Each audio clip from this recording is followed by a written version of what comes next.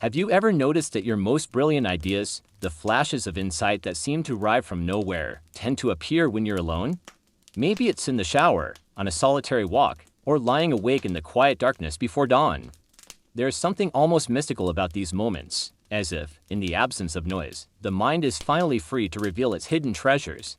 Why is it that our deepest wells of creativity seem to spring forth only when we step away from the world's relentless chatter? Imagine, for a moment, the world stripped of its constant notifications, its digital pings, its endless scroll of curated lives. Picture yourself in a silent room, the only sound your own breathing.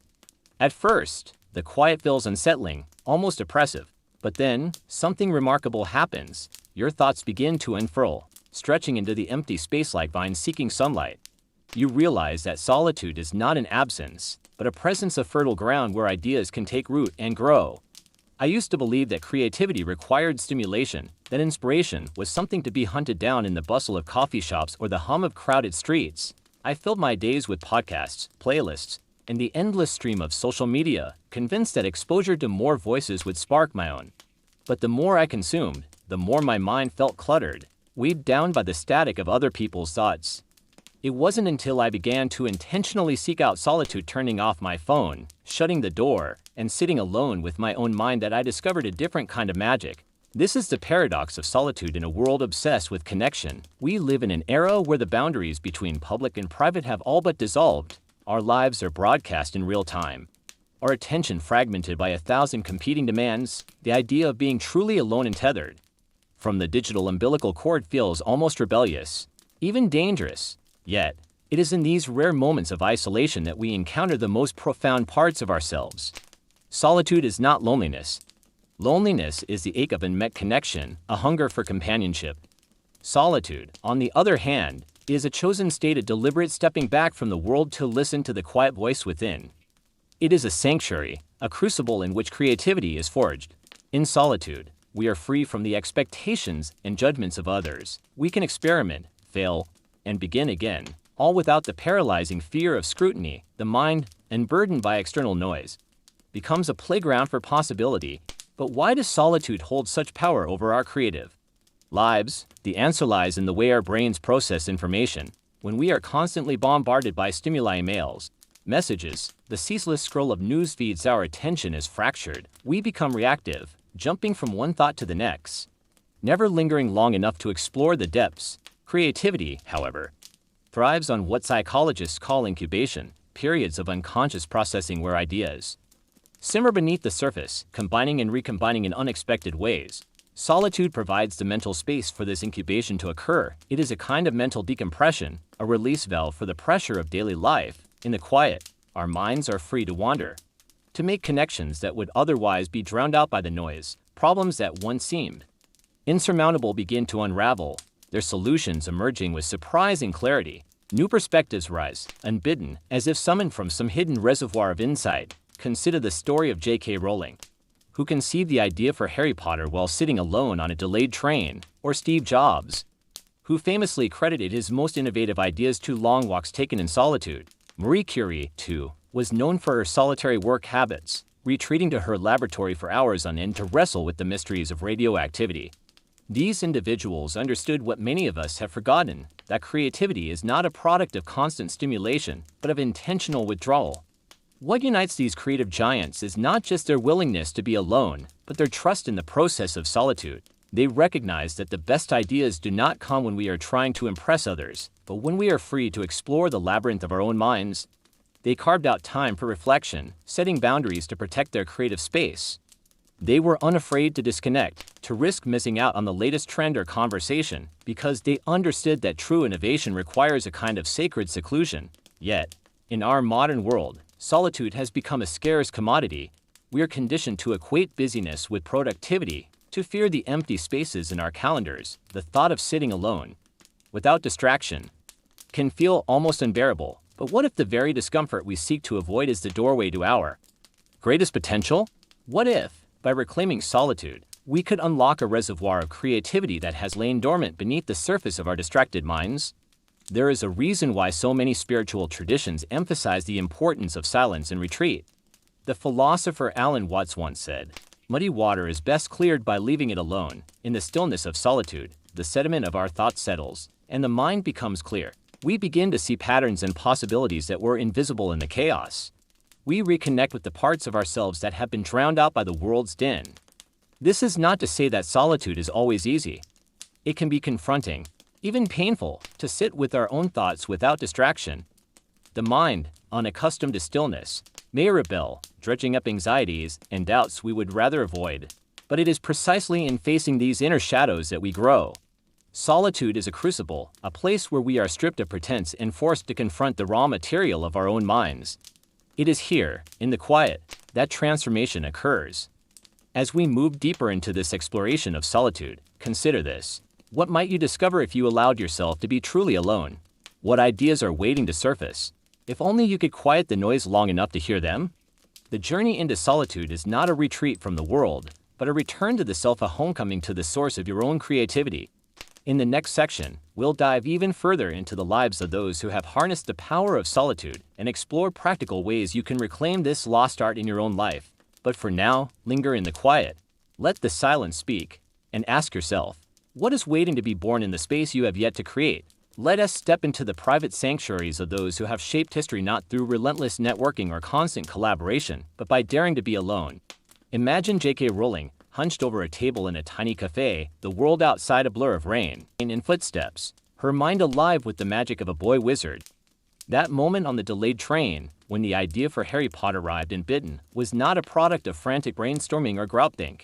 It was the fruit of solitude, a mind left to wander, to dream, to play. Rowling herself has spoken about the necessity of being alone with your thoughts, the way stories unfurl in the quiet, when no one is watching and nothing is expected. Or picture Steve Jobs, walking barefoot through the orchards of Los Altos, the early morning air sharp with possibility. Jobs was notorious for his long, solitary walks, rituals of reflection that became the birthplace of Apple's most revolutionary products.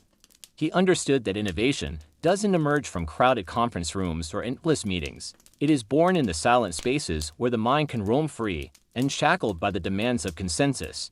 Jobs once said, "Your time is limited, so don't waste it living someone else's life." In solitude, he found the courage to trust his own vision, to follow the strange and winding path of his intuition.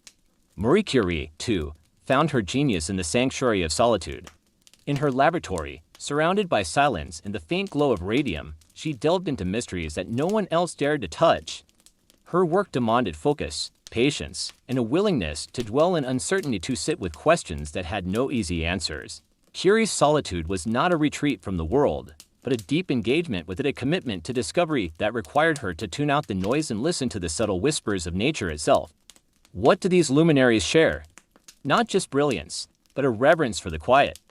They carved out time for reflection, fiercely protecting their creative space from the encroachment of the world. They were willing to disconnect, to risk being misunderstood, because they knew that the truest insights did not come from following the crowd. They trusted in the power of their own minds, even when the path ahead was uncertain and the rewards far from guaranteed. But how can we, in our own busy, hyper-connected lives, reclaim this lost art of solitude? How can we cultivate the conditions that allow creativity to flourish, even amidst the relentless demands of modern life? It begins with intention. Solitude is not something that happens by accident. It must be chosen, defended, and cherished. Start by identifying the moments in your day when you can step away from the noise, those pockets of time that might otherwise be filled with mindless scrolling or background chatter. Maybe it's the early morning, before the world has fully awakened. Maybe it's a walk in the park, headphones left at home. Maybe it's a quiet corner of your house, a place reserved for reflection and dreaming. Mindfulness is a powerful ally in this quest. By bringing your attention fully to the present moment, you create a space where thoughts can rise and unfold without judgment. Try setting aside just 10 minutes a day to sit in silence, focusing on your breath, letting your mind wander. Notice the resistance that rises, the itch to check your phone, the urge to fill the silence with noise. Gently return to the quiet, trusting that something valuable is happening beneath the surface. Digital detox is another essential practice. Our devices are designed to hijack our attention, to keep us perpetually engaged and distracted. Set boundaries around your screen time, turn off notifications, designate tech-free zones, schedule regular breaks from social media. Use this reclaimed time to read, to write, to think, to simply be. You may be surprised by how quickly your mind begins to clear, how ideas start to bubble up in the absence of constant input. Create dedicated spaces for reflection. This could be a physical space, a favorite chair, a garden bench, a quiet room, or a mental space, a ritual that signals to your brain that it's time to shift gears. Light a candle, play soft music, close your eyes. Allow yourself to sink into the silence, to listen for the faint stirrings of inspiration. Over time, these rituals become anchors, grounding you in the present and opening the door to creativity. Set boundaries, not just with technology, but with people. It's okay to say no, to carve out time for yourself, to prioritize your own needs. Communicate your intentions clearly. Let loved ones know that you are not withdrawing from them, but returning to yourself. Protect your solitude as fiercely as you would any other commitment, recognizing that it is not selfish, but essential. Above all, be patient. The benefits of solitude may not reveal themselves immediately. At first, you may feel restless, even bored. But if you persist, you will begin to notice subtle shifts, a greater sense of clarity, a deeper connection to your own thoughts, a wellspring of creativity that seems to flow from nowhere. Trust the process. Give yourself permission to be alone, to wander, to dream. Experiment with different techniques. What works for one person may not work for another. Some find inspiration in nature, others in the quiet of a library or the solitude of a long drive. Try journaling, meditation, sketching, or simply staring out the window. Notice what brings you alive, what sparks your curiosity, what makes time disappear. These are the clues that will lead you to your own creative sanctuary. As you begin to reclaim solitude, you may find that the world itself starts to change. Colors seem brighter, sounds sharper, ideas more vivid. You become more attuned to the rhythms of your own mind, more responsive to the subtle signals of inspiration. Problems that once seemed insurmountable begin to unravel, their solutions emerging with surprising ease. You discover that you are not alone, but deeply connected to yourself, to your work, to the world around you. This is the gift of solitude, a return to the source, a homecoming to the wellspring of creativity that lies within. In a world that prizes noise and speed, choosing silence is a radical act. It is an act of faith, a belief that your own mind is enough, that your own thoughts are worth listening to, that your own ideas are waiting to be born. So, as we draw this journey to a close, consider what it would mean to embrace the quiet in your own life. What might you create if you gave yourself permission to be alone? What dreams might take shape if you trusted the wisdom of your own mind? The future belongs to those who are willing to listen to the silence, to the stillness, to the voice within. Embrace solitude. Protect it. Cherish it. For in the quiet, you will find not just yourself, but the seeds of a brighter, more creative future. The world will always clamor for your attention, but only you can choose to step back, to listen, to create. The next great idea, the one that will change your life, or maybe even the world, may be waiting for you, just beyond the noise. Let the silence speak, let your mind wander, and remember, sometimes the most powerful connections are made not in the crowd, but in the quiet spaces where you finally hear your own voice.